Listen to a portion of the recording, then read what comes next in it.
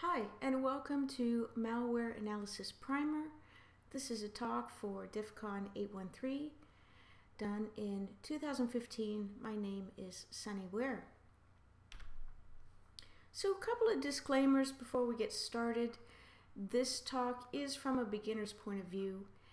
We will be reviewing some fundamentals that are necessary in order to start the process of doing malware analysis, malware development.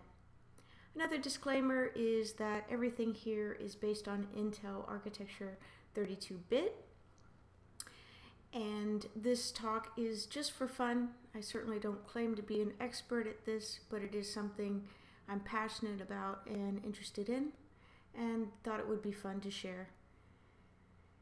The tools, demos, and all of the information that I'm sharing in this talk is for learning purposes only. Now, all of the source code that you'll see in the video is available on my website, and that is the URL. So the session outline will go something like this. We're going to first start with some process malware analysis basics. We'll look at the basics of the CPU, including the CPU registers, the difference between the stack and the heap. We'll actually look at some assembly code because we need to disassemble the programs. The next major section will be about debugging. We'll review what the major debug events are. And we're going to look at Immunity Debugger. That's one of the debuggers that's out there for free. And then the next section is shellcode writing and injection. So we'll actually look at some custom Python code that we'll use to inject some shellcode into a running program.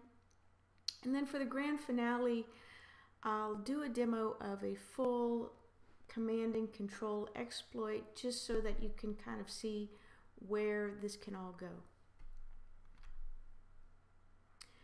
So first, we want to talk about some of the basics. In order to understand malware analysis, we really need to understand how a program or a process runs through a CPU, and that means we need to look at some of the major CPU registers. Now, we're only going to be looking at the general purpose registers for this talk. There are a lot more registers, but we'll just touch on those. Along with that, because we're going to be looking at the difference between instruction code and opcode, we will actually look at some assembly code commands, and we need those, of course, in order to inject our shellcode into a running program. And we need to understand how the stack works. So we need to understand these basics for achieving our why, which is exploit development. Of course, when you hear the words exploit development, you should think of shellcode writing, and for vulnerability discovery, as well as for the malware analysis itself. So let's go ahead and get started. So the basics of any computer include the CPU, I/O devices, and memory. Now, memory can be divided, of course, into a lot more subcomponents, but for purposes of this beginning slide, we have these major components, and of course they're all connected by the system bus. And when we speak of these things, they're both in terms of virtual or physical, as well as logical. So let's look more closely at our CPU. So the CPU components can be broken up into multiple parts. These parts include the control unit, execution flags, registers, and of course other signaling flags. Now, the control unit is responsible for fetching and decoding instructions that need to be used in order to run your program. The execution unit, of course, is responsible for executing. So the actual execution of your program occurs in that area.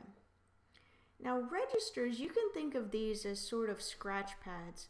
They're temporary memory locations where the CPU will write things such as variables, data that's used in your program.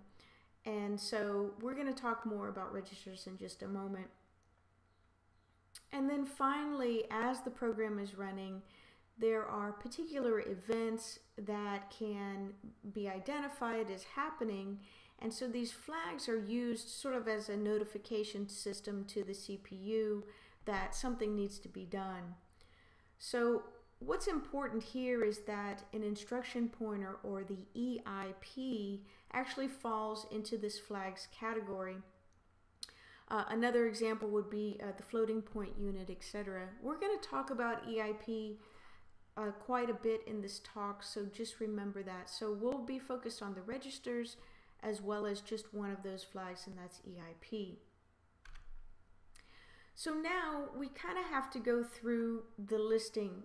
These 8 registers in IA32, or Intel Architecture 32, are known as the general purpose registers.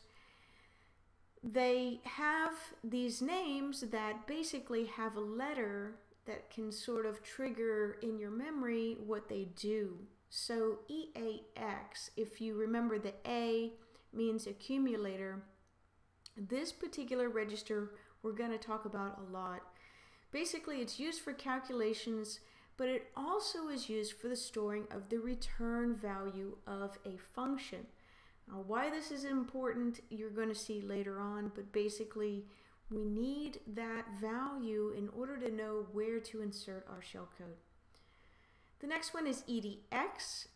You can think of the D for data register. It is an extension of EAX. Remember that these are scratch pads, temporary locations in memory for the CPU to basically write down stuff like what your parameters are and what your variables are.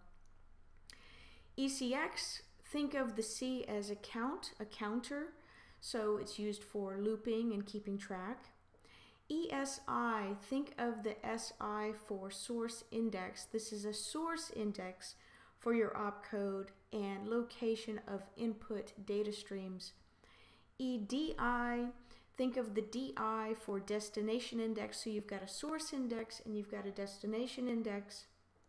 The EBP, the B stands for base.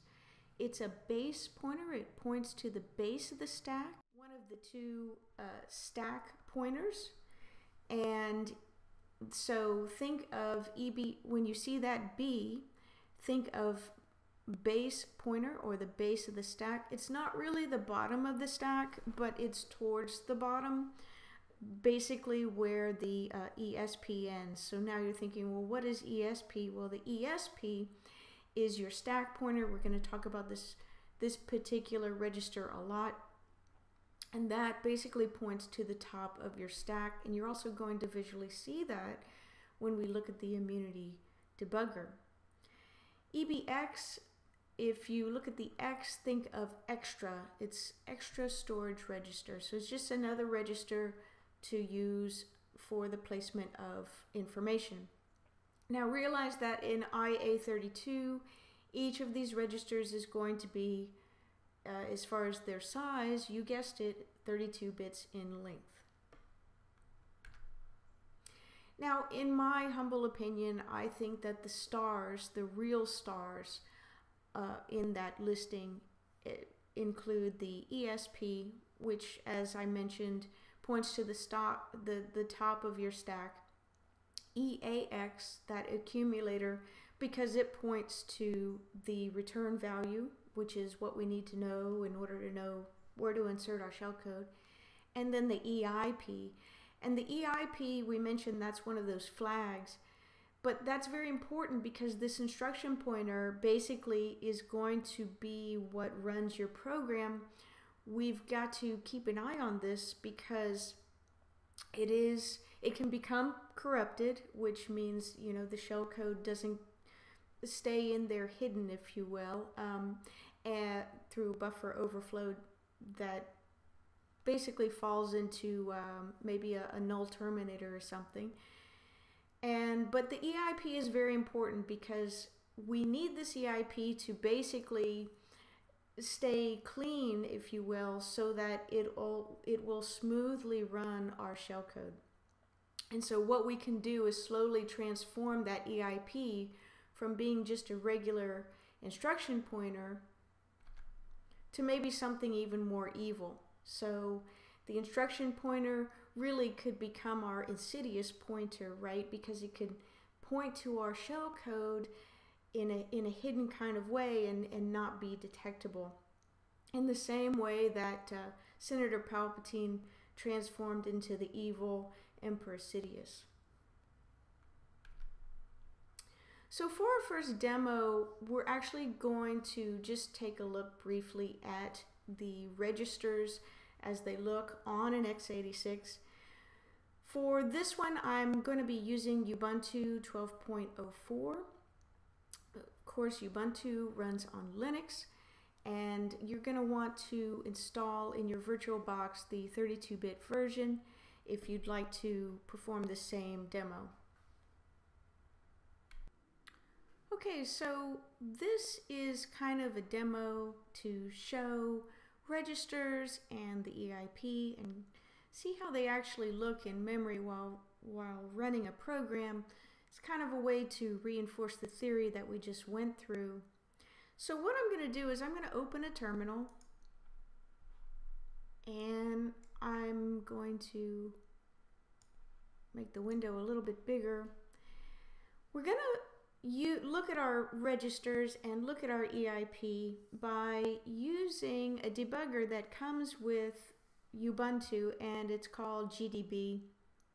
And if you don't have GDB for some reason, when you go to type GDB at the prompt, then I recommend you do an apt-get install GDB, or Google for it if you like, so that you can get this character-based debugger. So what we're going to do is we're actually going to run the bash shell. So bash shell is the shell that comes with Ubuntu. We're actually going to run it like a program and use the debugger to set a breakpoint so we can kind of look at the registers and the way that they look as a program is running. So the command we're going to use is just gdb bin bash. And the first thing we need to do is set a breakpoint, because when a program runs, obviously it runs until it terminates. So what we want to do is set a breakpoint for the main function. We know that our breakpoint is now set. We're going to run the program. We see that a breakpoint is set at a particular address location. It might be different for you. Doesn't really matter. All that matters is that you've got the breakpoint set.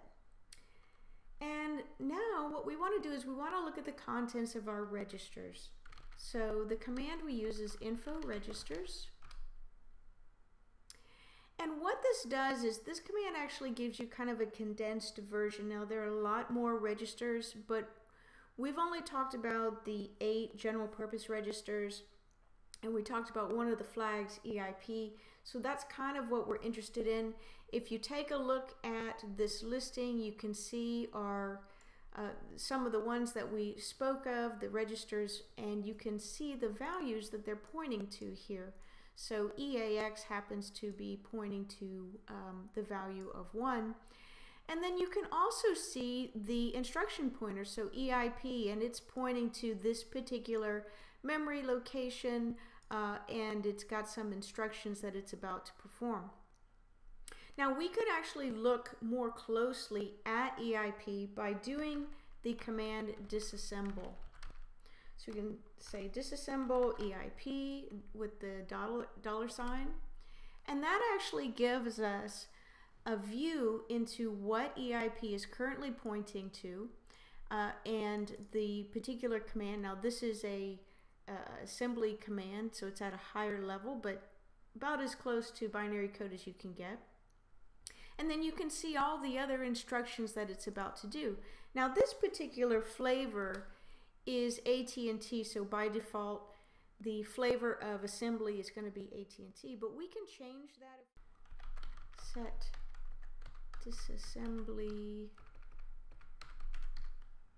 flavor to Intel. So we could actually change this to be Intel, and then when we do our command, we can see that the assembly code actually comes up using the Intel format instead for the commands. So, and here you can see we've got all these different commands. We've got moves, we've got a call command, which is going to call a particular function, etc. Now, the purpose for this short video was just to give you an idea of really how these things look as the CPU runs. And so now we're going to move forward and look more closely at these things.